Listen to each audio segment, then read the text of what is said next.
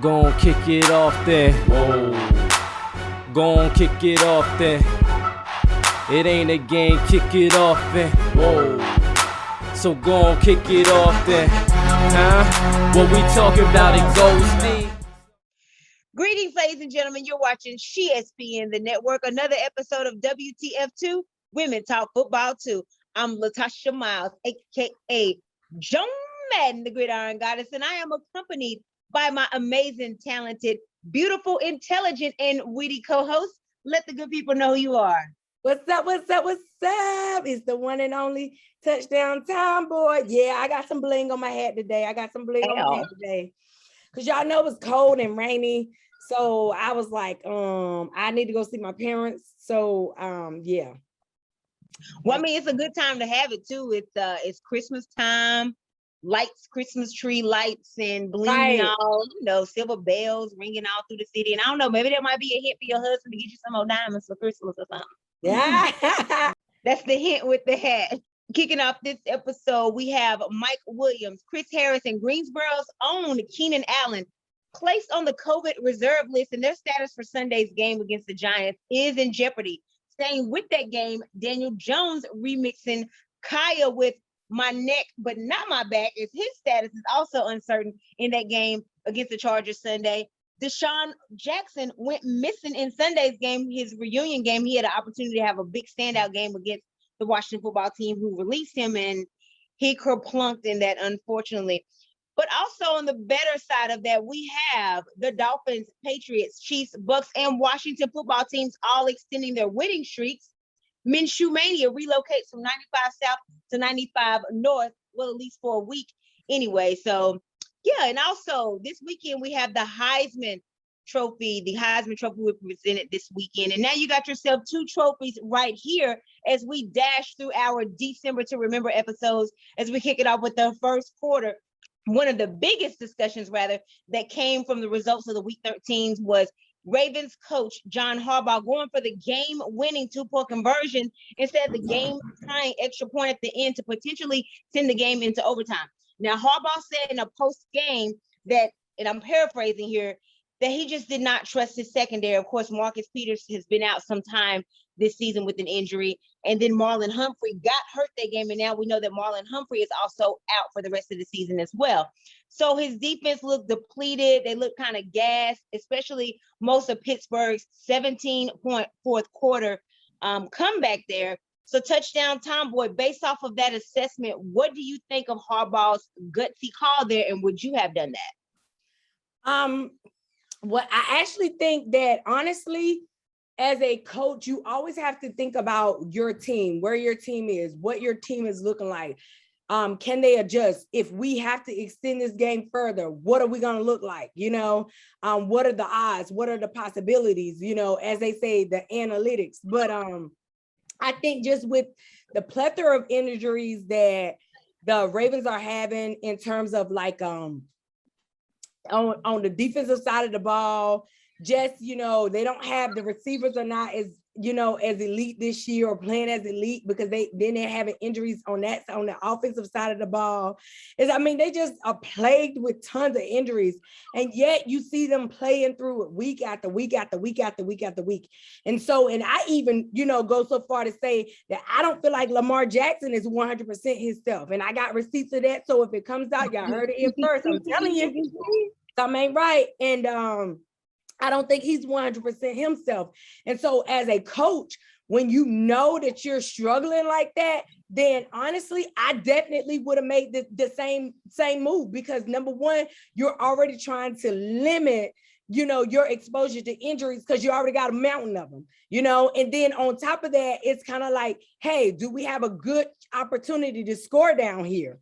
And from my perspective, they did. And then in addition to that, if we go in overtime, what is that going to look like that for us? If Pittsburgh gets the ball first, And what's the likelihood that they're just going to go down here and score anyway, based upon all of the problems that we're already having? And so with that thought process in mind, I absolutely would have done what John Harbaugh did and went for the 2-point conversion. And they've done it more than once this season. And this was just one of those times where it didn't work out. But I definitely would have done it and not extended it anymore, because who's to say they could have went into overtime and had more injuries or more issues. So I would have tried to just finish it and complete the game and try to win on the 2-point conversion. It didn't work out for him this time, but I absolutely would have made the same decision. So no changes from you. You would have did exactly what Harbaugh did, no hesitation. All the factors that he's saying about the injury, you totally agree with that. Yeah, I definitely would have gone for the 2 points. Like, I would have tried to end the game that way too. Gotcha. I feel like even still, Harbaugh kind of went for the jugular. I think he really placed his balls out there. Like, I really think that in addition to the injuries, though, I really think that he was just trying to be petty, a little bit cocky, a little bit arrogant in here with this one. But yeah, so he does, like you said, he's done it before. He does have this reputation of being a gutsy play caller. So it was no surprise that he went for it here. Especially in such a hostile environment. This is one of those situations where you could have heard a pin drop had that conversion went through, had Mark Andrews converted. Now, I even respect what he said. I totally get it. However, there is one piece on his defense that I really think I wouldn't have done it. And honestly, it's Justin Tucker. I know Justin Tucker by role does not play defense. I know by title, he's on the complete opposite side of the ball. But here's the thing about Justin Tucker. In duty, this is a guy we've seen kick a 66-yard field goal against Detroit. I trust Justin Tucker, even if they would have done like an onside kick, because they almost got it there too at the very end of the game. Like, I trust Justin Tucker. He's a part of my defense mechanism. Again, he's on the offensive side of the ball, but he's the guy that I'm rolling all the dice on. Also, let's just say, what if you won the toss while you're gambling? That wasn't considered, John Harbaugh? Like, you're looking at it like, okay, we go in overtime. We got all these injuries. I don't trust it. How about maybe you go to overtime? What if the toss works in your favor? You get the ball first. Again, all it takes is to get to the 40-yard line, and you got Justin Tucker who can take it home for you. So I don't know. I really trust this guy. This guy has done so much heroic things in his career with Baltimore. I just don't know. And I understand what he's saying about, because Pittsburgh did start wearing them out with the no huddle offense and stuff like that. Not really giving them a time to do a lot of substitutions. It was a haste and a sense of urgency for Pittsburgh. But also the other thing about Pittsburgh is they didn't look all that either. The no huddle changed stuff, but mind you, they got those 17 points in the fourth quarter. So maybe you should just go back to the adjustments that you had them pinned against the wall in the first quarter. Like, obviously you let off the gas, they got back in, but you did some things extremely well in the first half of the game. Maybe go back to those instead. Maybe go back to that game plan. Also, I feel like Pittsburgh was just as drained and tired as you were. Honestly, Pittsburgh's got its own issues with injuries, but just emotionally, I also feel like Pittsburgh was tired. Look at the month that they've had. Controversial win against Chicago, a tie against Detroit, almost come from behind win against the Chargers, a devastating divisional embarrassing loss to Cincinnati last week. Ben supposedly having a private meeting saying that this is his last year. I honestly don't think that Pittsburgh would have finished that game had it gone to overtime, just emotionally, like, oh, here we go again. Like, I don't think that Pittsburgh would have been completely prepared for that. And I give the advantage to Baltimore on that as well. So I don't know. I didn't like the gamble that he took. I wouldn't have for the reasons that I mentioned, but I am glad that he did. So thank you, John Harbaugh, because you helped us get the win. And I'm sure the New England's glad you did that as well, because you helped them get first place in the AFC. No doubt. Now, shifting to the second quarter, your boy, Joe Brady, well, your former boy, he pulled a Craig from Friday and got fired on his day off. The former Panthers offensive coordinator fired during the Panthers bye week. Now, the Panthers are currently a 10th seed in the NFC, but even with having a three-way tie in the NFC South with the Falcons and the Saints, all with a 5-7 record, the Panthers are in second place in the division. Now, going down the stretch and coming off of idle, was the Brady dismissal the move for them to get into the postseason touchdown time? Boy, especially with New Orleans having this 5-game losing streak. And also the Panthers' last 4 of their 5 games is within the division. So was it too little too late, T-Sizzle? What's the outlook on your Panthers going down the stretch the next 5 weeks? Here's the thing. I can't say if it was a little too late, probably because, the offense kind of is what it is and you can't really change a whole offense midstream. However, I don't really think as much of it being so much of an offensive issue as it is an execution issue. And so with execution, you have to have people that they pay attention to detail. And from what I've been told, Jeff Nixon is that guy. And so basically, based upon the press conference that I watched today, from the different players and what he had to offer, that he's very meticulous and he's methodical about the things that he brings to the table and his perspective of the game and how the game is played, because he was a player, he did play at Penn State. That changes the dynamic, so he sees it from a different perspective as well. Now, it may be a little too late. However, I don't think that I think that down the stretch, even if they don't make the playoffs, I think that you'll see them make less errors as they go along, as they get more comfortable with Jeff Nixon and how he reprimands them and things of that nature. I think you'll see less errors and less penalties and things like that of the nature down the stretch, but they may not make it into the playoffs. But I think you'll see them gradually be better, and they actually will complete games and play the game all the way through, if that makes sense. Because, typically in the second half, they let the foot off the gas. The first half, they come out swinging. So I think with the issues, it's not so much that that the team doesn't have the necessary pieces or the offense in place. I think it's the meticulous or the detail-oriented things that is causing the execution to not come off as 100%.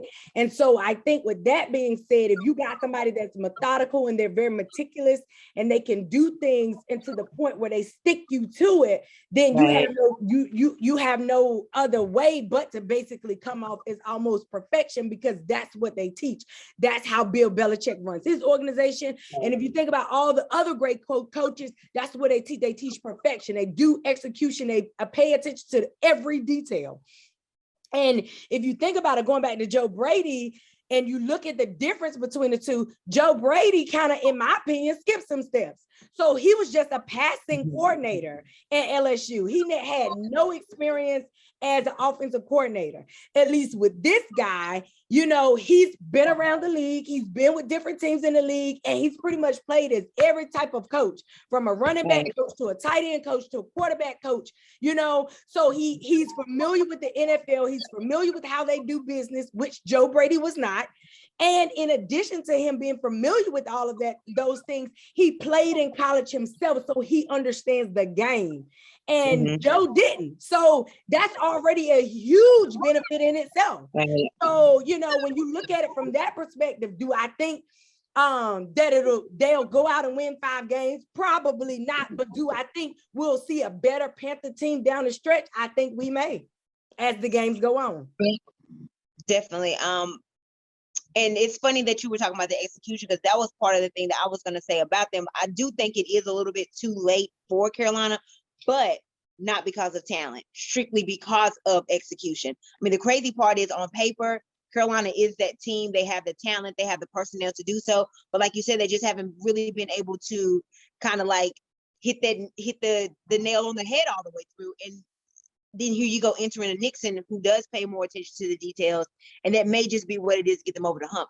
I just think that the firing of Joe Brady is a little too late. Like, I understand like the bye week is a good time to do it because you have that week of idle and the extra week to prepare. But I wish Carolina probably would have did this maybe week 7, week 8, or maybe even before Cam got there, because the thing is, now if Cam's going to remain your starter, here he is having to learn another system. What is this, like his 4th one since 2019? So I don't think that that's fair to him. Like, you don't have congruency, you don't have consistency for Cam. And of course, if Cam starts getting out of place again, people are going to blame him and not realizing that, hey, once again, this guy is going to a new system. Like, he was just in Brady's system for 3 weeks.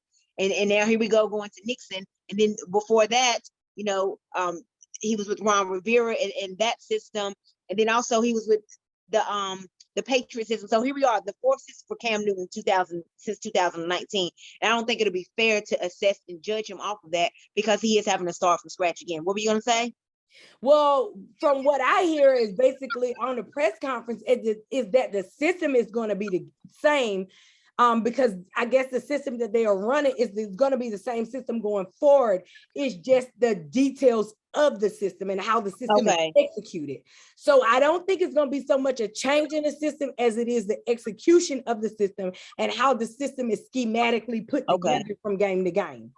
Well, that should help then if they're not changing so much, but still, like, it's still a different coordinator and stuff, but that'd be nice. Maybe they're actually going to be dotting more of those I's and crossing more of those T's. So that would definitely be better. And I do like the fact that the Panthers are coming off of a bye week in this particular situation. I also like the fact that going down the stretch, they do have so many divisional games left, because at the end of the day, you definitely get a playoff spot if you win your division. Regardless of anything else going on, you can go 6-0 in the division kind of thing, and everything else kind of becomes fickle. As long as you win your division. I mean, that's essentially all it takes to definitely guarantee you a playoff spot.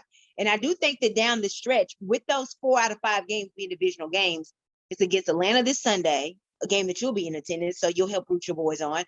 They also play the Saints, who have lost 5 straight. They play the Super Bowl champions twice. Now, with Cam remains the starter. Do keep in mind that Cam's Cam is the only most recent, most active quarterback that has never lost to Tom Brady as a starter and in regular season. Now, post the preseason games, sure, I think they've lost to the Patriots before, but regular season, Cam Newton is undefeated against Tom Brady, and he gets 2 more chances to either go 2-2, 3-1, or possibly even 4-0. So I like the setup for the Panthers going into this. Having 4 out of 5 divisional games.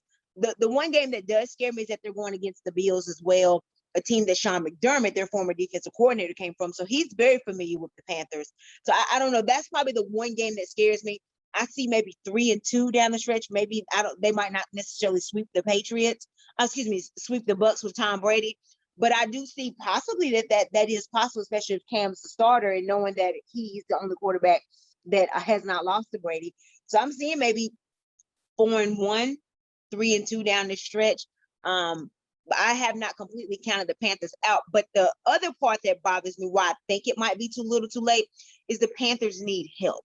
Like, they're not like the 7th seed controlling their destiny here. They're the 10th seed. And so they're going to need some help from, i.e., the San Francisco 49ers, who have the 7th seed.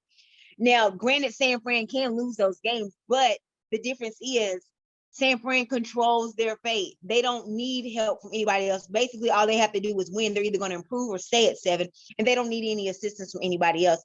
And I'm quite sure they want to do the Rosa Parks on this and not give up their seat, especially since the situation is set up for them. Then Carolina also needs help from Philly. And mind you, Philly already beat Carolina this year. So if any tiebreaker scenarios come into play, Philly has that advantage. And I hate that for Carolina. And then you also have, let's see, the other team that Carolina needs some help from is Minnesota. That's right, Minnesota. Now, Minnesota, I feel like they feel like they've already did their help. They did their charitable thing this year because they gave Detroit their first win of the season. So I feel like they're probably out of the helping business at this point. So those are the things that concern me about Carolina going down a stretch. Not so much their games, but just also if they don't win the division, just kind of needing those boosters from the other teams. So here's the thing. What's crazy about the division is that if all they have to do is 1-1-1. So if they beat Atlanta, beat New Orleans, and beat Tampa at least once, they win the division because Tampa has already lost to New Orleans. Right. So, like, that's the crazy part about this whole thing. Right. So I see that route. That's the thing. Like, if it comes down to that in the division stuff, then sure, automatically. But if they have Carolina has to take the more scenic route, I'm just a little bit concerned of them having to get essentially some vouchers from these other teams. So Touchdown Tomboy, of course, you kicked off the halftime show with an amazing segment where you've been talking about a lot of team origins, where they got these names from, the cities that they were established, things like that. I hope that you are picking up on that this week. What you got for us? I am. And so last week we talked about the first 5 teams, of course, being the Arizona, the Arizona Cardinals, the Chicago Bears, the Green Bay Packers, the Giants, and the fifth oldest team was the Detroit Lions. So we know who the first 5 teams were. So we're gonna go with the next 5. I got my little book over here because I had to make sure I get my notes and stuff right. It's all good. So here we go. So the next team, of course, is gonna be the sixth team is the Boston Braves. Who do you think the Boston Braves are? Okay, today? that's got to be the Patriots, right? Well, Absolutely not. Absolutely no. The Boston Braves are the now Washington football team. Shut up.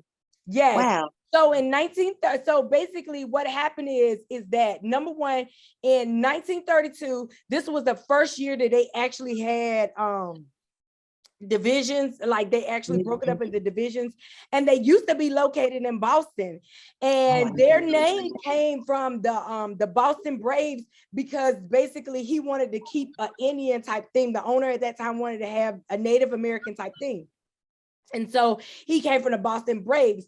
But what happened was in 1933 he said, well, we already have a baseball team called the Braves, so I'm gonna go ahead and I'm gonna change us. That they were then the Washington Redskins, of course.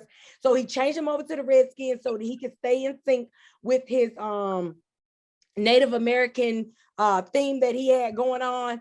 And then of course they were the Boston Redskins then. And then, of course, once they relocated in 1937 to Washington, D.C., they officially became the Washington Redskins. Okay. So they started in Boston, crazy, believe it or not. Yeah. So, and that's how they got their name, because he just wanted to name them after Native Americans, and they were originally the Braves, and now they were the Redskins. And then because of all of the issues that surrounded the Redskin name, now they're the Washington football team. And then, of course, they were the 6th team. So the 7th team in the league was your boys, the Pittsburgh Pirates. And so most of these teams during this time, they actually got their name from basically the name the team contest that these fans were doing.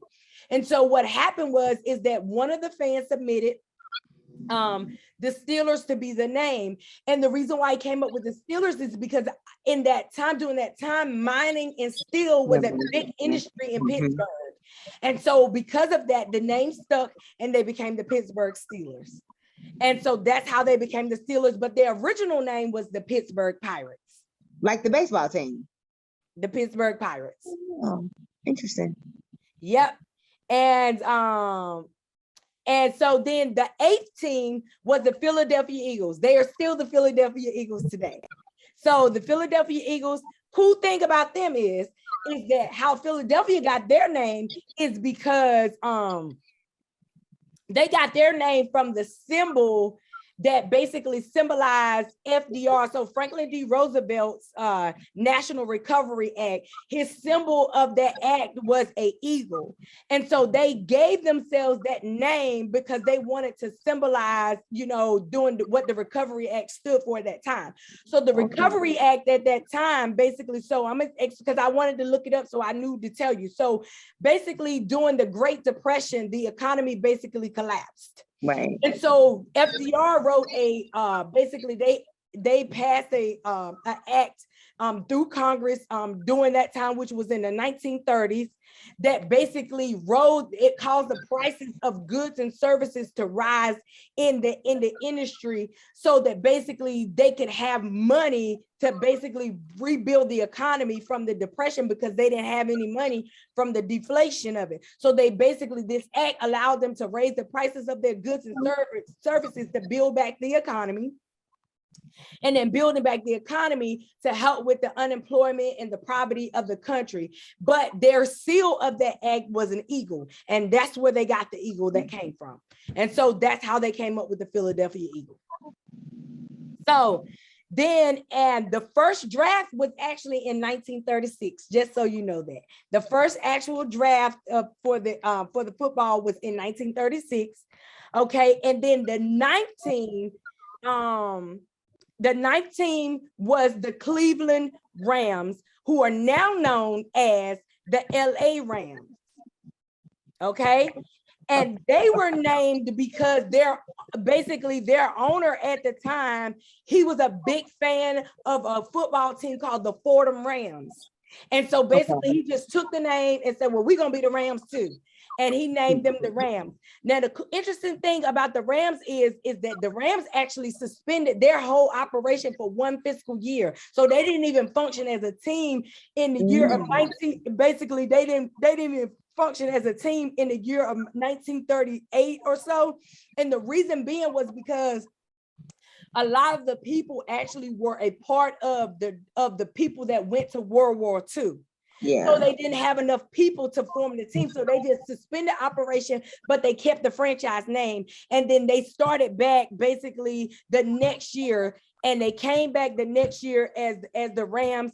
And in 1939, they came back, and then they basically came back as the Rams the next fiscal year after that. And then they moved to LA in 1946.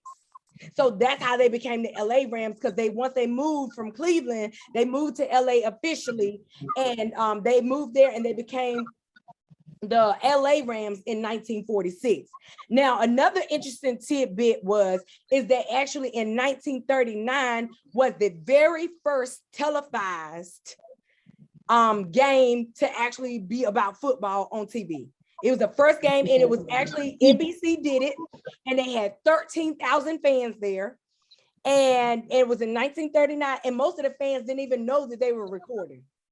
So in 1939, 13,000 people watching football be recorded, basically recorded. But the only thing is that it was only played on local TV. Mm-hmm. So only local TV, but that was the start of the whole sponsorship with TV, sportscasting, and basically became the big lucrative, system that it is today. But the first, and NBC was the company that basically broadcasted them locally. So now, and so basically, and then the 10th team, so two other little tidbits that I like to throw out there. In 1940, the NFL, actually the shield that we have today as a shield of the NFL and the official symbol of the NFL was actually introduced in 1940. So, right. So in 1940 was actually the year that the current shield was introduced to the NFL. And that was cool. And to me, that was cool because I'm like, it's changed some, but not much. But pretty much the symbol that you see today is the symbol that they have, maybe some color variations. And if you Google it, I'm sure you can see the historical, symbol, but it looks pretty much the same. And then another tidbit that I thought was very interesting, that in 1943, the Eagles and the Steelers merged for one fiscal season. And they called themselves the Steagles. The Steagles, yeah. Because a lot of people were away in the war because of the World War II, and they didn't have enough. And so they basically merged as a team for one fiscal year. And that was a cool concept. And in 1950, basically the NFL had a merger with the All-American Football Conference. So the AAFC.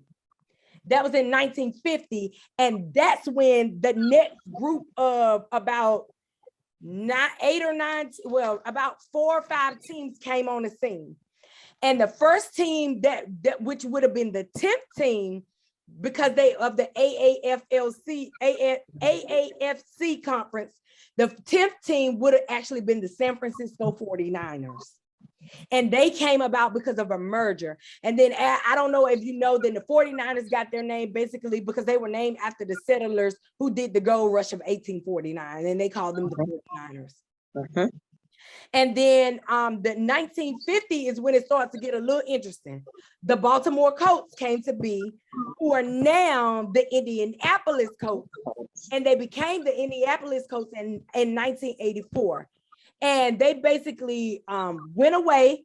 The Colts were before, the Baltimore Colts were before, but then they went away and then they came back. And when they came back in 1953, they actually came back as a team called the Miami Seahawks. And then they moved to Baltimore in 1947. And then the fans actually, because the fans were really big about voting on the names, the fans actually voted for them to be the Baltimore Colts because horse breeding in Baltimore was really big during that time. And that's how they became the Baltimore Colts. But later on, what you'll find is that the actual Baltimore Ravens, when they became a franchise, later on tried to basically buy back the original Colts name, but the Colts won't have it. But you'll see that further on down the line. And so then they had to come up with a whole nother name. And so basically, I gave you 11 teams today that came to be, and I'll just go ahead and throw in the 12th one for that one. And the 12th team was the Cleveland Browns, and they came to be in 1949, and they were actually the only team that was actually named after a person. They were named after their first GM and head coach, Paul Brown. Oh, that's right. That's the name of the stadium too. Okay, yep. That makes sense. I mean, so he was big about, I guess, sports and football then. And so they named the Browns after Paul Brown, and they still remain the Browns today. So I've given you 12 teams so far. So that's how they are. And that was in 1945 when that happened. So of course, just to recap, the teams were the 16 was the Washington football team. Then you had the Pittsburgh Steelers. Then you had the Philadelphia Eagles. Then you had the Cleveland Rams, which are now the LA Rams. And then you had the 49ers, the Baltimore Colts, which are now the Indianapolis Colts, and the Cleveland Browns. So those are the newest picks. And next week I'll pick up on the 13th team, which happens to be America's favorite team, the Dallas Cowboys. Interesting. Gosh, it's a lot of history with that as well. I knew about the Eagles and Steelers, obviously as a Steelers fan, that merger, and you're calling them the Eagles because of all the guys that got drafted and stuff. But I didn't know that the origin of the Eagles name came from that. But it makes sense too, because, you know, Philadelphia was so big with all the Constitution stuff, the Declaration of Independence, the Ben Franklin, and of course the Eagles on the money. So I kind of thought that was the direction you were going. I did not think about I didn't expect the FDR thing to come into play, but it certainly makes sense with all the American historic value, the Eagle, all the stuff, the historic revolutionary things that happened in Philly. So wow, that is so dope, just all this establishment. And I got a feeling that when you get to the Colts not being able to buy that name back, I feel like there's a Mayflower truck gonna come into play on that one. Good stuff again, Touchdown Time, boys. Always very, very intellectual, very, very in-depth, and lots of knowledge that you gave us there. Good stuff. So back to regulation here with the third quarter. Usually we don't talk much about college football, although we know it too, but it's just the NFL is big for us, you know what I'm saying? However, this is a great time where the two actually merge. Now, in recent weeks, there was so much shakeup in college football with some of the coaching staff, and Cliff Kingsbury of the Arizona Cardinals, of course, his name came up as a target for Oklahoma, but Brent Venables has, from the Clemson staff, he actually has filled that vacancy. Of course, early in the season as well, Mike Tomlin got linked to USC early this season. That was around the time of the Pittsburgh Steelers 3-game losing streak, and he vehemently denied that. And of course, now we know as well that position has been filled by Lincoln Riley, with not without controversy, by the way. But there is one that might spark a little bit more interest. Dabo Swinney, and shout out to Touchdown Tom, because she actually sent me the link to this earlier this week. I had no idea. But yeah, Dabo Swinney spotted on the sidelines at the Raiders game Sunday, dressed in Raiders attire. So of course, speculation ensued that maybe he could be a coach here. I mean, especially with his boy going to Oklahoma, the coaching staff, that's going to be a shakeup. He took a role there. Clemson's not in the Final Four in college football this year. Trevor Lawrence, who was undefeated with Swinney, he's now in the league. So I don't know. This might be an interesting time. And we know that right now that Raiders position has not been filled. There's an interim filling that spot since John Gruden's dismissal. And the Raiders do have some Clemson players who came up under Dabo's terms. So I don't know. T squared, how much are you buying into the speculation? Do you think Dabo to Vegas will happen? Let me tell you something, girl. Listen. If Dabo don't end up in Vegas, let me tell you something. He don't end up in Vegas based upon the stuff that I'm seeing.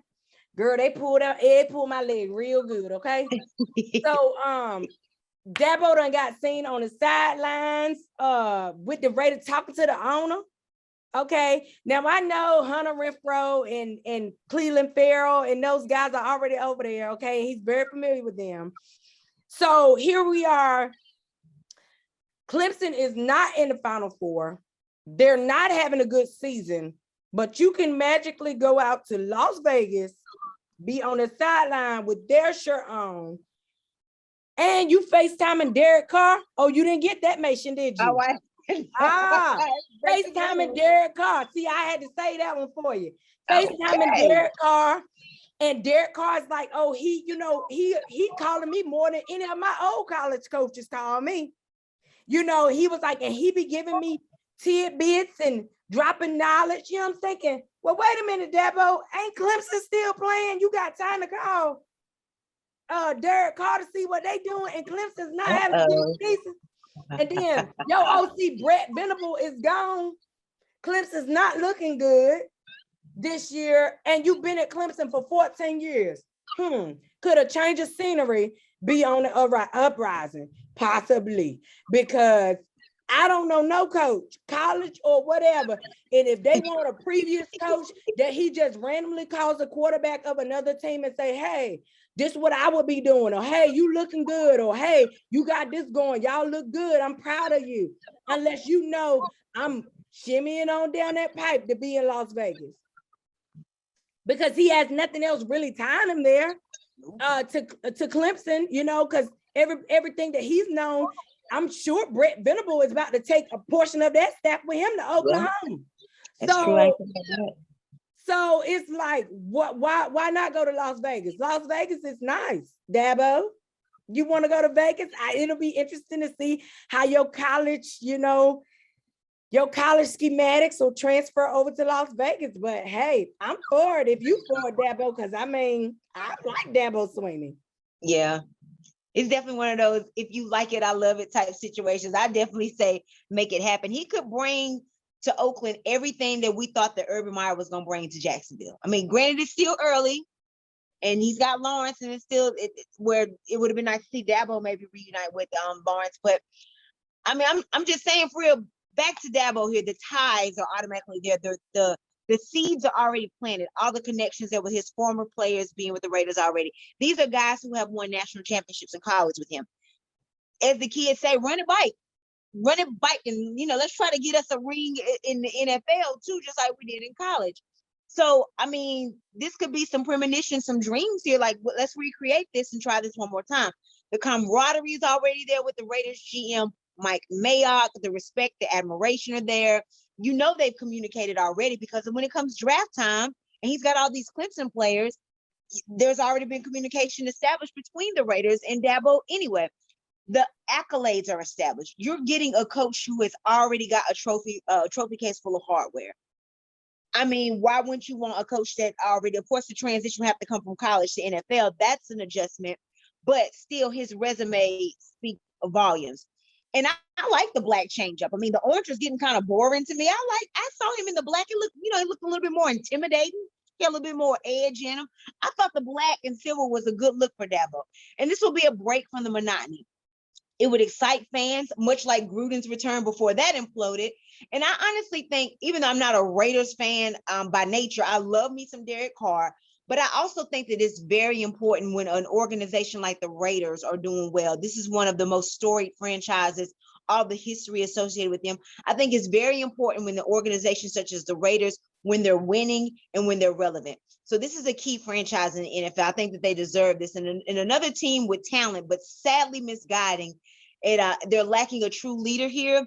I think Dabo would be a good look. He has built such a strong foundation for Clemson, with Clemson, all the talent that came in and out of that university, all the championships earned, all the people are big fans of Dabo. And I think his dominance might have hit the sunset peak there in Clemson. I mean, all good things must come to an end, as the saying goes. And I mean, I don't know. There's probably going to be some struggle for Clemson as well the next few years. So I think that this is really, really a good time to kind of exit stage left. As the lady on the subway said in Coming to America, go on, honey, take a chance. And I wish I had like some big wad of gum to chew here. But I don't know. This could probably be the only head coach to have garnered success in college, but also in pro, in a quick matter of time, and especially if he gets a Lombardi. So yeah, Dabo, I think you should do that. The one thing that might concern me is because all the time that he spent in the Bible Belt region of the United States, there's been some questionable stuff about some of the ways he's talked to some of the players, some of the coaching staff, some little borderline controversy, maybe a little pinch of racism. So I don't know. All I'm saying is check all your emails, clear all your emails, text messages, backup cloud, all that just in case. Not saying you've done it, but I'm saying there has been some questionable stuff come up, with some good old boy type mantra from Dabo. So I just want you to kind of cover your bases here. We don't want any John Gruden stuff kind of looming here if you do just so happen to get there. But yeah, after 14, 16 years successful run at Clemson, the fact that you're not in the playoffs right now and keeping with kind of like the December theme here, I think this is a perfect time to play a reindeer dasher and head west. So yeah, I would definitely like to see the move there for Dabo. And for the conclusion, the fourth quarter, a big showdown in the NFC East. I still call them that because I'm not completely sure about putting respect on their name because they still got the New York Miniatures in their division, and we'll talk about that too. But however, miraculously, they're only 2 games out of this final playoff spot for the Giants. That seventh spot in the playoffs, the Giants are just hard to believe. They're just 2 spots behind it because they hold the tiebreaker over the Bears and the Seahawks based on having a better win percentage in conference games. Well, I would have never thought that unless I looked it up. But yeah, that's where we are with the Giants. Nonetheless, probably the most intriguing game of this week. You got the division leaders, the Cowboys, taking on the 4-game winning streak Washington football team. They were undefeated in November. And then there's the Eagles who have a bye this week, but they're probably going to be looking at this game harder than any Washington or Dallas fan this week. And guess what? They also have a shot at still winning this division and getting to the playoffs as well. So touchdown time, boy, without really picking a winner yet, because we'll get into that in overtime. What do you make of this muddled NFC East? Why is it always the most cluttered, most dysfunctional, most discombobulated division every year? Honestly, I don't even have a clue, to be honest with you. I think it just always somehow shakes out like that. Dallas is typically always Dallas. And they'll start out really good, and then somewhere along the line, they just kind of shake down, and then you're like, I don't know what happened to Dallas. And then the Eagles somehow are always the Eagles, and they start off really slow, and then they come powering back, okay? And then you have the Giants are just the Giants, And then I think the biggest surprise, but maybe we shouldn't be that surprised because they won the division last year, was the Washington football team. And I don't know whatever Ron Rivera got going on with them boys right now. I can't take. I don't know. But they like playing like they are a Super Bowl caliber team, and they can beat anybody. Okay. So, I mean, it's just been it's just all over the place with all these teams. Like, it's the craziest thing because it's like now going down the stretch, the Eagles are on bye, and then Washington and the Cowboys play each other, right? So then that's going to bump somebody back. And then I think the Eagles still have to play the Cowboys. Like, it's crazy. Yeah, last week of the season. It's crazy to think that Washington and the Eagles can kick the Cowboys out. Like, that's crazy to me. I don't know how this, I don't know. You can't write this stuff up. I mean, you can't write it up because it's like, this is the craziest thing. So here we got the Cowboys. I think they were like 7 or 8 and 4 or something like that. Yeah, they had the 4 losses. Yeah. And here you got the Eagles are 5 and 7 or something like that. I think 5 or 6 and 7 or something like 6 and 6 or something like that. And that's crazy because now they have to play Washington, I think, and the Cowboys down the stretch. Yeah, they definitely have the Cowboys the last game of the season, January 9th. Right, and I'm certain that they have to play Washington too. So it's like, what? And here's the monkey wrench in the whole thing. The Giants gonna mess around and beat one of them and mess them all the way up. Because that's what the Giants do. They do. They always play spoilers. Like, I ain't getting in, one of y'all ain't getting in either. Whichever one of y'all's on the schedule, you ain't getting in either. So I'm like, oh my God, because they got Joe Judge out there. He playing for his job. Freddie Kitchens is auditioning for a new job. So like, I don't know what's going. I don't even know. I can't even shake down how the NFC is gonna be NFC East, because they got a whole bunch of stuff going on. And then what's even crazier is that I thought that the glass shoe for Washington was gonna drop last week, but it didn't. I know. And I'm like, what is really going on? And so it's the clash this week. So, I mean, Washington is going in there feeling themselves. So the question becomes, and now you have two teams playing on Sunday that are almost identical. Yeah. Because, you know, here's the thing. Washington got a stud in McLaurin, and they got Sims and Carter. But their tight end is out. The Logan Thomas he won't be playing. But hey, they were beating teams long before Logan Thomas got back. Right, so and you got that whole thing, and then they got a really good offensive line, and you got a guy that believes he can beat anybody under center. So then, and then their running game is bananas, and then you flip the whole script, and I'm looking at a mirror reflection in the Cowboys, whose running game is bananas. Their offensive line is good, you know. And it's like the quarterback feels like he can beat anybody on paper too. So this is gonna be an interesting. And they got stud receivers in CeeDee Lamb and Amari Cooper. So I'm looking at mirror reflections. Who's gonna outcoach who? That's what it's gonna come down to.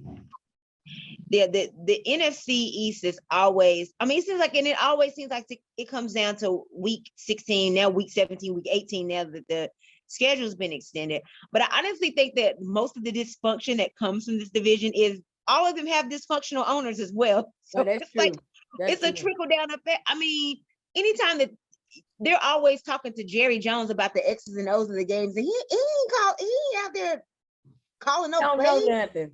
Yeah, he's supposed to be up in the booth, and he down here in the locker room. So that's one thing. Like, I just really feel like Dallas probably won't really achieve everything that they're able to achieve until Jerry Jones stops meddling so much. And then you look at the Lurie family with the Philadelphia Eagles. It took them forever to get their first Super Bowl ring anyway, while all the other three teams in the division had more than one. They all had multiple rings, and everybody just been waiting on Philly to catch up. So what do the Lurie family go do? The one guy who finally got them a Super Bowl ring, and Doug Peterson, the guy who was also brilliant enough to fake a walkthrough during that Super Bowl, because everybody know New England be cheating. So he was brilliant enough to even conjure up like, hey, let's take a walkthrough. Then he has his backup quarterback lead him to win the Super Bowl and win the Super Bowl MVP against arguably one of the best quarterbacks in the history of football. And y'all get rid of him.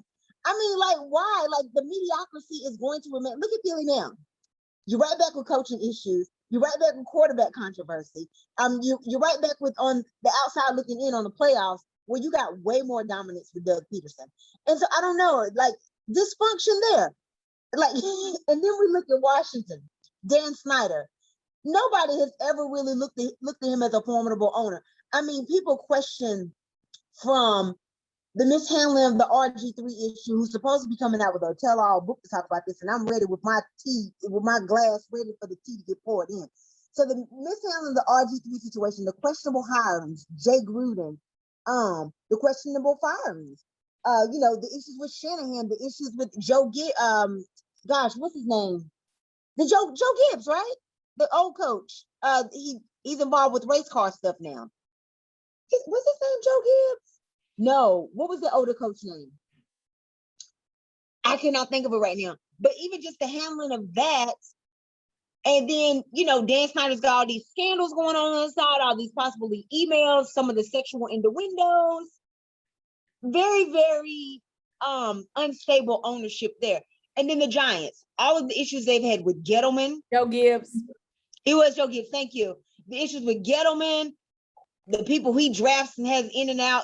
Of course, you're familiar with him being a Carolina fan. There's Gettleman. Then the way they did Eli, the way they did Tom Coughlin. I mean, this is probably just karma, because look, once again, they have coaching issues and quarterback issues again. I don't know why y'all got rid of Odell still to this day. And then the fact that you had the audacity, the unmitigated gall to high draft pick such an expandable running back who's been hurt. It's just so much dysfunction that comes from the owners. I'm not surprised at the mediocrity that comes from this division. And let's go ahead talk and add on with you that you went and hired an offensive line coach as the head coach. Okay. Right, offensive line. Right, that's not how that works. That's not the ranks. That's not the hierarchy. Are you freaking serious? And then looking at the fact that it only takes 9-7. These teams have been 9-7 and won the division. And look at last year. You get the Washington football team who won the division. They end up hosting a playoff game to a team that had a way more superior record than them. So it's almost like they want to settle. The owners want to settle. They're fine with a 9-7. Like, hey, that's all it takes to win the division. And I don't know. There's no dominance whatsoever. You never know who wants to win this division. And here we are once again, going down into the 2021 season, going down the stretch again. The Giants are 2 games out from getting the playoffs, and all 3 of the other teams could win the division. So much dysfunction, I tell you. Just subpar at its finest. But big game on Sunday between 2 of those teams. We'll definitely see how it goes. So now for our overtime segment, as we tackle this week's games, of course, the Thursday night game, Pittsburgh at Minnesota, which is very interesting. I'm going to call this the we didn't beat Detroit Bowl. Neither team. I mean, a tie and a loss. So I actually feel sorry for my Steelers this week, just due to the fact that Minnesota is coming off of a huge, I don't want to say humiliating because everybody's professionals, but nobody wanted to be the team to give a winless team their first win. And it's back in Minnesota, where Minnesota does play a lot better. Short week, so they're ready. They're pissed. They've been embarrassed. I honestly feel a little bit sorry for my Steelers off of that. They just had a very emotional game against the Ravens on Sunday night. So I don't know. Both of them had emotional games, but of course the results fared better for Pittsburgh than it did Minnesota. I don't know, touchdown time boy. I'm a little bit nervous for my Steelers on this one. Who you like, Pittsburgh or Minnesota? Actually, let me tell you why I'm gonna go with Pitt, because the biggest factor that was in that Detroit game is Adam Thielen was not playing. Adam Thielen is injured, and Adam Thielen, because remember now, here's the thing: they don't have Kyle Rudolph anymore. They got Justin Jefferson. And then the other receiver was Adam Thielen. Well, here's the thing. Justin Jefferson only works if Adam Thielen is playing, because then he gets the double and Jefferson eats. You see what I'm saying? So now with Adam Thielen being out versus the Steelers, and they've already said he's going to be out, then all they do is double Jefferson, and then you have to rely on the running game. And if Cooks is injured and he's not running well, still, then hey, you got a whole nother problem. So I still pick Pitt to win that game just because Adam Thielen is out. Well, I definitely hope that you're right. As we just alluded to, Pittsburgh just coming off of that emotional win against Baltimore on last Sunday. So Baltimore is actually taking on Cleveland, a very familiar game that we just saw on Monday night a couple of weeks ago. Touchdown time boy, who you like in that one? Baltimore. Cleveland's just got so much dysfunction. And at this point, it's like I told you last week, they need to sit Baker Mayfield because of the labrum. Somebody else just had a torn labrum and they're out for the remainder of the season. So it's kind of like it's shoulders, torn labrum on the shoulder, and they're out for the remainder of the season. And I'm like, they got a torn labrum and they out for the rest of the season. Baker, why are you still playing? They trying to keep that a secret. So I'm going to go with the Ravens on that one. Gotcha. Of course, for the sake of my Steelers, because I'm always looking at that first. What benefits my Steelers the most? I definitely need Cleveland to win. I'm hoping maybe home field or something might help on this one. But at the end of the day, I think Baltimore would definitely avenge what just happened to them last Sunday. I definitely think that they'll take care of business against Cleveland. And whatever the results of this game is, please, you guys, do not make it look like that Monday night game where could nobody hold the ball, could nobody take care of the ball. Hopefully it's a little bit of a cleaner, more professional looking game. This putting that on the Christmas list, Santa, if we can make that happen, that game be a little bit more of a better one to watch on Sunday, regardless of the results. All right, so Jacksonville at Tennessee. T-Square, who you like? Jacksonville at Tennessee. I have to go with the Titans. Definitely. I still can't believe how the Titans had that humiliating loss against Houston a few weeks ago. And then a week later, of course, Tyrod Taylor gets bitched after helping his team win a week before. NFL is so fickle. But yeah, I definitely think that Tennessee will do anything possible to prevent a loss, especially like that happening again, and a loss as well. See, I like Tennessee at home on this one as well. Las Vegas at Kansas City, huge divisional game. Who you like? Now here's the thing. This one could be. Listen, this is probably one of them games I can't pick a winner because as much as I want to, the Raiders played Kansas City very well, and it looks like Kansas City. The Raiders are Kansas City's arch nemesis, and they're a kryptonite. And so here's the thing: it's hard to bet against the Raiders playing against Kansas City, and the reverse is also true. So I don't know. I can't pick that game. That was hard, but I feel bad for Las Vegas playing Kansas City at this particular time because Kansas City is rolling while the Raiders are spiraling. And then Deshaun Jackson for him to go missing. So it's more of a timing issue here. Like if it was first week of the season or the opposite where the Raiders were rolling and Kansas City was playing like they were early this season, I just really feel bad that the Raiders are playing Kansas City at this particular time where they're treating every game the past 5 weeks like it's a playoff game or like they're back in AFC Championship games. Their go light has really turned on here lately. And, the Raiders have been, people aren't really talking about the Raiders' wins and losses this season as much as they've been talking about Gruden getting fired or the situation with Henry Ruggs, or even like we even made a big deal about Dabo. So we're not even really talking about the Raiders on the field as much. And I think they kind of going by the wayside as a result. Love Derek Carr, want him to win, but they're catching Kansas City at a time that they're really, really hot right now. Well, so as a result, and I get that they're hot. And see, that's the problem that I have. I get that they're hot. But guess what? Last year, or was it last year? I'm pretty certain it was last year. Kansas City was hot, and the Raiders were not, and they ruined it. And they came in there and they beat them in their own house. And I'm right. And I don't know. It's just something about that matchup. It's like the Raiders always have their number, just like with the New Orleans Saints and Tampa Bay. New Orleans always seems to have Tampa's number.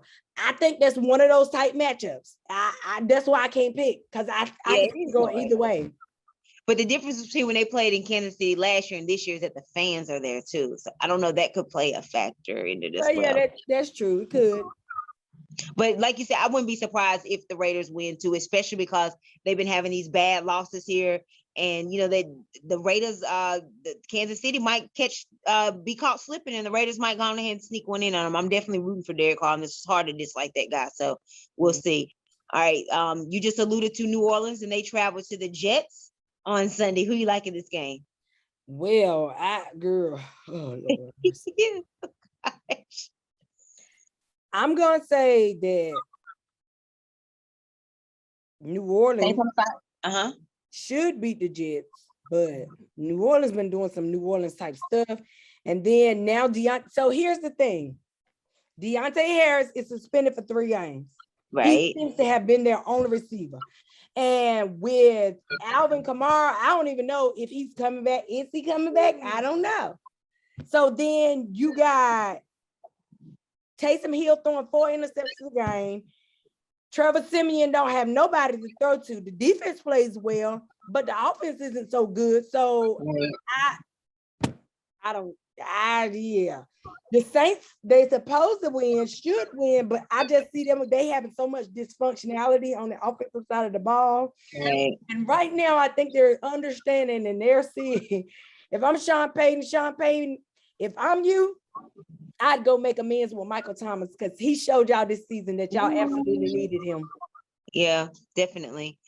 Or there's this 5-game losing streak is a killer for the Saints right now. I mean, they don't really have many more opportunities to win looking at their schedule. Like we talked about earlier, they have to play Carolina again. They are playing Tampa again. They already beat Tampa. I'm sure they're wanting to avenge that as well. I mean, they don't get as many opportunities against like a Jets team on paper. Like they lost to the Bills, who were primed as well. They to possibly go to the playoffs. So that you really don't get too many of these Jet games. You don't have many more of these opportunities with the 5 games left in the season. They look completely lost without Breeze, without Thomas, even without Winston. So I'm really concerned. It's a whole different team without Jameis Winston. And I think Jameis Winston proved his value of not being there. Especially because Hill was trying to have the balls to ask for more money earlier, want to be a starter. Honey, your resume has proven otherwise. Right. So if I'm Sean Payton, I'm like, look, we make sure Jameis back in here next year. And we're gonna pay him decently. because Absolutely. that offense looks very different. Very Completely different. I know Jameis Winston wouldn't have gave you no 5-game losing streak. That's definitely for sure. The one thing that does concern me about the Saints in this game, in addition to their 5-game losing streak, they're a dome team and they're going to New York in December. Like you always, like that's always an intangible, the outdoor factors. Not saying that that's impossible, but you always have to throw that in. I mean, look at the Monday night game in Orchard Park. The kicker was missing extra points.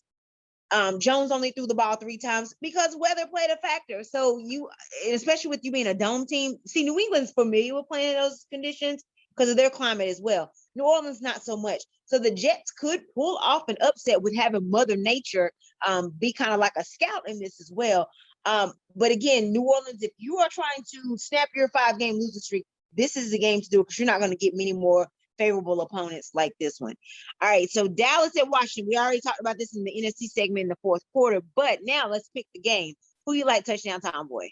So I never, ever would go with Dallas, but I'm gonna need Dallas to win because if the Panthers can do some Panther right things, not some Panther wrong things, right? Then we can kind of get over. So I need y'all to go on and kick Washington on out of that seat. Go and get them off their high. That's what I need. So I'm saying that for my own motive. Right, exactly. Exactly. When it comes, it gets a little bit more personal, a little bit more intimate with your decision making when it comes down to how does this benefit my team? I totally agree and understand. It's in Washington. Washington's undefeated in November, this winning streak that they have, and them doing it without Chase Young. But they also have to do this without Montez Sweat this week as well. He will not be playing. The thing about Dallas playing Washington, Dak is 7-1 against Washington in recent history. That's home and away. And I don't like those odds. Of course, history can always be broken, but history can also repeat itself too. And I'm more on the history repeating itself this time. It just seems like Dak owns them. Dak has their number. Who's your daddy? Dak is Washington's daddy, and the history shows as such.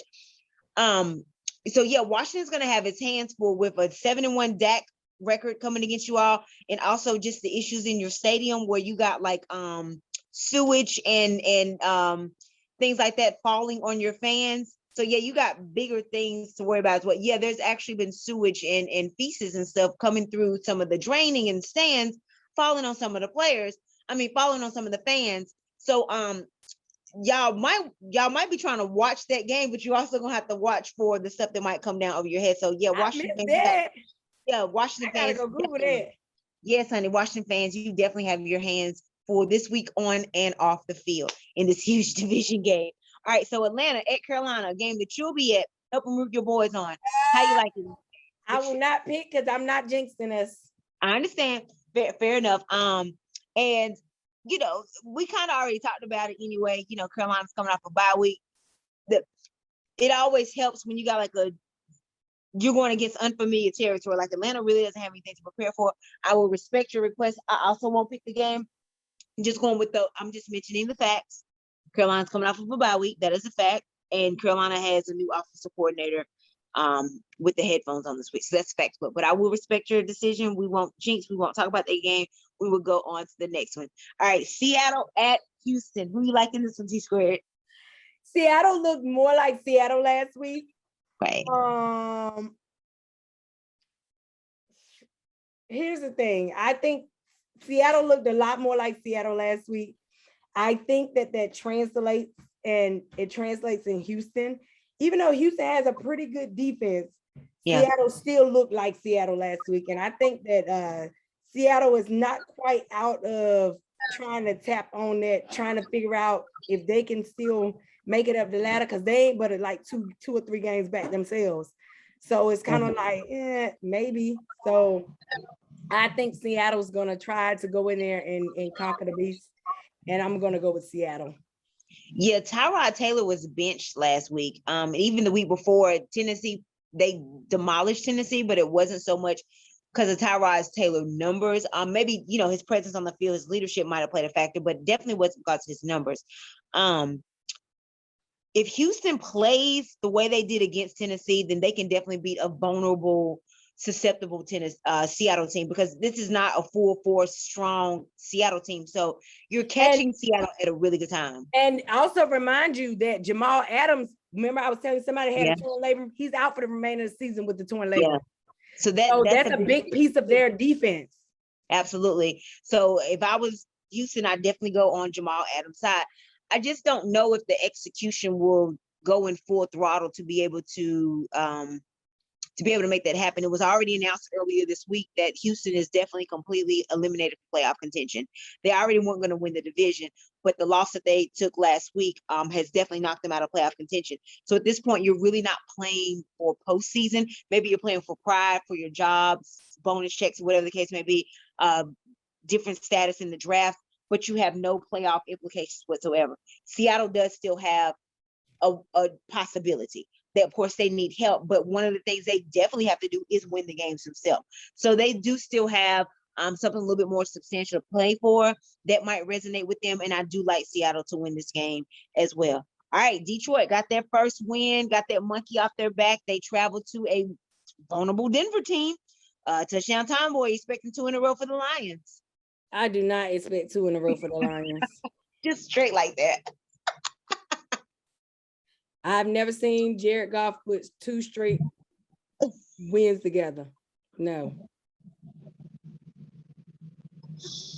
Even against this Denver team who started hot and got lukewarm and gone cold. No. Well, their defense is really good. Don't get me wrong. Detroit has a really good defense. Yeah. The problem is Jared Goff. I don't see Jared Goff stringing together 2 wins. Don't see it happen. And it's so hard for me to go against Detroit. I mean, I was already scared. The one game I definitely wanted them to lose was against my boys, but that was nothing personal. It was personal for my team, nothing personal against Detroit. And I really, really, really like Dan Campbell. Definitely not a Goff fan whatsoever. I'm so glad they finally got that monkey off their back. Maybe this will build some confidence for them, because Detroit has lost a lot of close games. They had a tie with Pittsburgh. Justin Tucker got them a very lucky kick. That's how they lost that game. They lost to Chicago on Thanksgiving barely. That was by 3 points or less. They are playing a Denver team who really is not all that. So that helps them. But again, I always look at the elements. They're going in the altitude, and Detroit is a dome team. Like they even got to host the Super Bowl strictly because they're a dome team. Like, because, that it's a difference when you got 8 games in a dome and then you're going to like places that have snow and altitude and wind. That changes your whole game plan. So that part I don't like for Detroit. I do hope and think that they have some confidence now, and the monkey's off their back. It's like been a sigh of relief, and the fact that they're playing an opponent that they can beat. But I just don't like them playing in Denver. So consequently, I'm going with with the Broncos on that one. The Giants at the Chargers. Lots of personnel issues here, both sides of the ball. Chargers missing 2 of their key receivers. Then you got Daniel Jones not looking to play in this game either. Touchdown time boy, he like, girl, I don't. Here's the problem. Here's the thing. Mike Glennon actually probably looked a little better than Daniel Jones did last week. I know, right? And here's the other problem. The Chargers are missing some stud receivers, but the Chargers still got a pretty good defense. They do. But the Chargers can also play, depending on who they playing, they can kind of play down to whoever they're playing level. Yeah. But since they're going to the Giants are coming to the Chargers, I'm assuming that Chargers they're going to try to figure. But see, here's the thing. The Chargers have lost home games this season too. That's true. But the problem is that I don't see the Giants stopping Austin Eckler. I don't see this. And I think that they could run the football and they do fine. So I'm going to go with the Chargers. Gotcha. Of course, Judge, the gavel is possibly about to come down on his season. So he's playing with a lot of purpose. He's coaching with a lot of purpose. I think that the Mike Glennon Daniel Jones situation works in his favor. You got a Chargers team that really doesn't have a lot of film on Glennon, so you really don't have a lot to prepare for. Usually that favors the person who is coming in because the unfamiliarity helps them.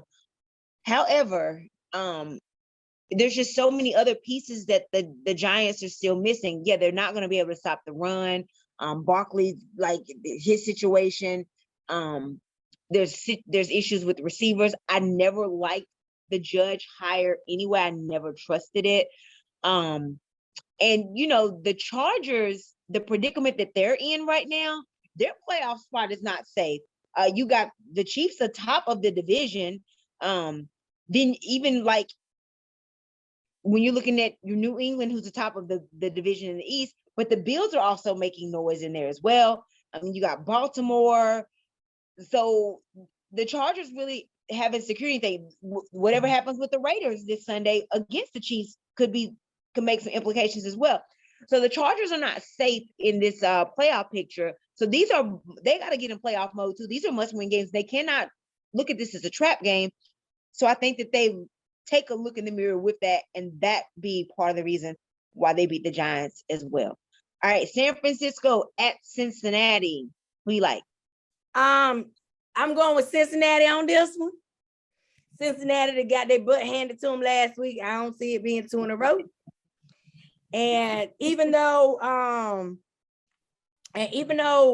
the 49ers have been running the ball well, that Bengals defense has been pretty good. And they got some studs back there. And they have a depleted secondary. The 49ers got a depleted secondary. And again, I got some own selfish purposes up in there too. So I'm gonna definitely go with the Bengals. And I'm like you too, but I need San Fran to win again for divisional purposes. But of course, San Fran's holding that 7 seed in the NFC. That would definitely help the Panthers as well. But just on paper, I mean, San Fran lost a tough game last week, and I think that Seattle surprised them. Like I kind of think that they overlooked Seattle because Seattle did not win a game in November, and Russell Wilson was there. So I think Seattle probably just kind of slept on that, and surprise, surprise, they actually got the win over San Fran. San Fran's games are now must-win situations because they are they're nursing that 7th spot. A loss or two and a win from any of those other teams could definitely put them out of it. So I don't like their personnel situation. Debo still not completely 100%. Is he even playing this week? I don't. He might not be. That's other. I don't even know if he is. Is he doubtful? Well, there you go. So hold on, I'm looking it up. All right, and then I've never completely trusted San Fran's quarterback situation this season. You know what? I'm gonna be honest. I think that Shanahan in the offseason, Matt Ryan and Shanahan might need to reunite in San Fran. Perhaps. They both have had their success with each other. So I don't trust the quarterback situation with San Fran, the Samuel situation, and the issues in their secondary with Burrow having the time of his rookie-ish season because he got hurt last year. This is week 13, right? Week 14. He definitely. Sorry. You fine. I mean, it gets muffled. It gets muddled right here anyway this time of year. He's not playing? Hold on.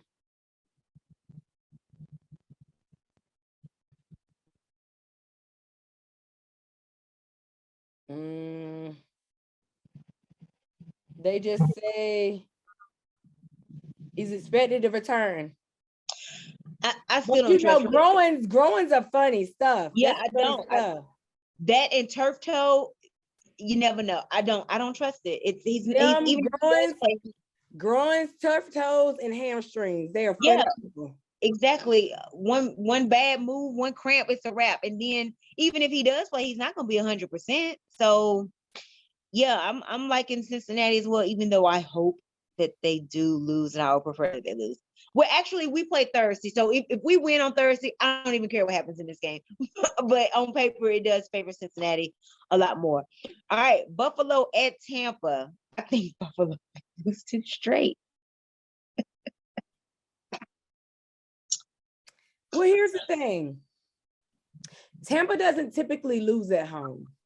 Right. They don't. But Tampa has been very beatable this year simply because of just injuries and Tampa usually Tampa usually has a tough time against good defenses. And I think that the other thing is that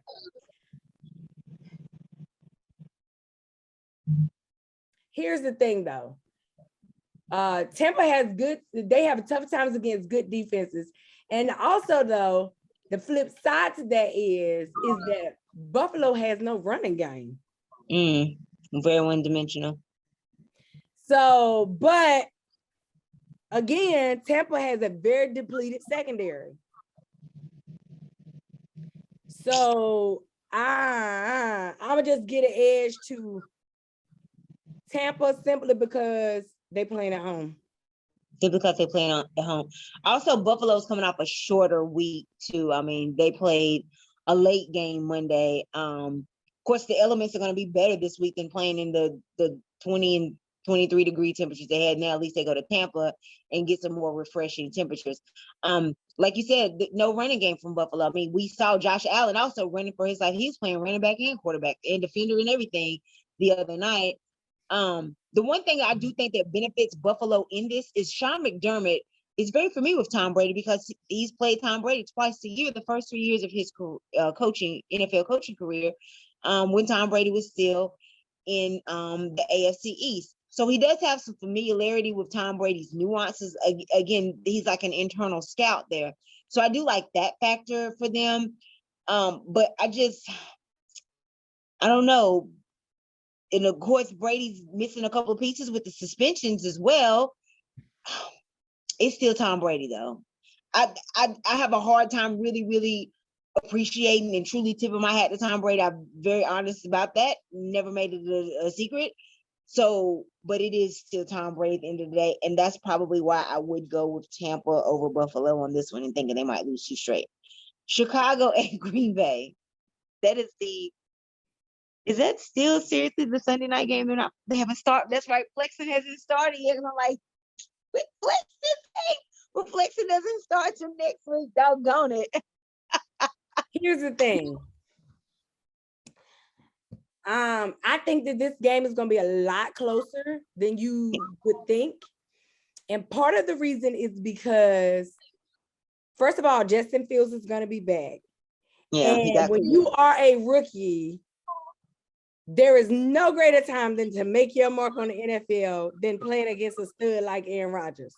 So true. I think that Justin Fields will play his best game that you've seen. Here's the issue. Montgomery is out, isn't he? Yeah. So I think so. So that's the issue, the running game. And then the other thing is that Green Bay has played very, very good defensively in the last month or so, and hadn't much got past them. So the only way that I see this is if Justin Fields just kind of like takes them out of their element and they don't know how to prepare for him, because he starts throwing and running because he could do both. And they don't know how to handle it. So but outside of that, I would imagine that Green Bay would do Green Bay things simply because the Chicago Bears haven't been as good defensively this year. But of course, you always got to give the edge to Aaron Rodgers and the Green Bay Packers. Yeah, we're still talking about the reigning MVP, but once again, he probably should still be suspended. Probably shouldn't even be playing this game, as we've discussed before. So that could have been a determining factor too, because we saw Jordan Love against Kansas City, and yeah, Chicago would definitely have a more favorable opportunity if Aaron Rodgers was suspended like he's supposed to be. This is the battle of the coach Matt Nagy, Matt LaFleur. Matt Nagy, of course, playing for his coaching life. I think still it doesn't matter. I think he's still going to be gone, whether he wins this game or not. But this would be the game to win in Green Bay. Your rookie quarterback going to get some league MVP. But I just don't think that there's enough arsenal offense to help Justin Fields to bail him out again with Montgomery being gone, and there's really no tight end, no key receiver, nobody to really stretch the field, no deep threat to help Justin Fields. Hold on. Not really. Bit. I not, know not that. like Aaron Rodgers has. Hold on though, but back it up a little bit. He got a scout in there in the name of Jimmy Graham. I mean, that's true, but this is not New Orleans Saints Jimmy Graham. You know what I'm saying? Of course, a rookie quarterback or a hurt quarterback, the tight end is always the best safety net. Well, that's true, but you know, Jimmy Graham played with Green Bay a season or two. He did, yeah, he's definitely an internal scout. But maybe he can pass some notes for him, but I just don't think that Jimmy Graham will give as much on the field productivity wise as he might at the scout, as you're saying, like you said, the scout position. I don't know. And I agree with you. I think the game will be a lot closer than people anticipate. I would love to see Justin Fields pull off the upset, but I don't want it for Matt Nagy. I want it for Fields because Matt Nagy got to go. So, yeah, I'm giving Matt LaFleur over Matt Nagy in this Battle of the Mats Bowl in this divisional game, primetime Sunday night. Monday night games, LA Rams at the Arizona Cardinals. Huge division game. Arizona already won in LA. Will the LA Rams avenge this game in Arizona? I mean, your Panthers beat Arizona in Arizona. Can LA Rams duplicate that success? I don't think so. I love it. And here's why. One, Kyler is very mobile. And so because of his level of mobility and how fast he is, I don't anticipate the front line being as big of a factor, simply because he can get out. Like, don't get me wrong, Aaron Donald is a stud, okay? Von Miller is a stud. But when you got somebody that's fast as Kyler and as small as Kyler behind that line, he gonna get back, he gets away quick. That's very true. So when I'm thinking about it, and he plays best when he's on the move, in my opinion. So and then you got their stud DeAndre Hopkins back. Yeah, he back. So I mean, and then you got on the opposite side of the ball, you have Chandler Jones, and then you have Buda Baker and all of those guys playing here. Now they haven't been getting as much pressure on the quarterbacks, but I mean, honestly though, they need to win. I just don't know if they will win, because I think that for some reason I like Sean McVay, I do, but I think Sean McVay reminds me a lot of, I shouldn't say this, but it's true. He reminds me a lot of Joe Brady in how they run offenses. It's schematically going to be the same. Like, it's not going to change much. They don't do a lot of, what's the word I'm looking for? Like adapting, doing halftime. They just don't stay to whatever they stay to. But Cliff Kingsbury doesn't quite play that way. He's not quite that way. And I just think that they are, unless they come in there hungry, I just think the Arizona wants it more. Gotcha. You're right. The Rams offense has definitely become very predictable, missing a lot of layers and components, which they could be a little bit more versatile. They have the personnel to do that, but I don't know, for some reason they just like to stick with the simple, the redundancy of it. And it is time for McVay to open the playbook. Maybe this will be the game they do it. The one thing that concerns me though about Arizona, yes, Hopkins is coming back, Kyler Murray is coming back, he's gotten stronger and stuff too, with coming back from the injury. Because they are susceptible, they can lose at home. And if I was the Rams, I'd be watching the film of when you guys played them, and I would use that as my blueprint. If they're smart enough, if they're strategic and schematic enough, that's what I would do. Also, the Rams, your schedule is brutal. You still got to go to Green Bay. You still got to go to Baltimore. And now you're also playing at Arizona. In 3 of your 5 games, these are like SAT games, honey. Like, not practice test ones either. Like, this is the real SAT, and you need a 1600 on these games. It's very scary times with your schedule. The one thing I do think that might help the Rams is an intangible. Kingsbury has, with his name reports coming up under the microscope of college coaches want him, Arizona's like, oh wait, hold on, let's offer him an extension, let's secure him, let's offer him, let's throw him the bag. Typically, when those conversations come up, the extensions, the big monies, quarterbacks, coaches, anything, there's usually always a downgrade. It just comes with the territory. Like now I got this big money and the pressure is on, and people usually succumb to that pressure. So I'm a little bit concerned for Kingsbury as far as just that happening with this timing of, we're offering him this extension. That's been in the news. I don't like that for him right now, because that just comes with it just brings about its own mental pressure, unnecessary mental pressure just comes with it. I mean, I could name plenty of coaches and players that's happened to. It just doesn't work. And so I hope that he's able to shake that ghost, but I am a little bit concerned for that. But at the end of the day, I do think that Arizona should be able to successfully get this game. But LA, again, your playoff spot is not secure. You got so many hard games here.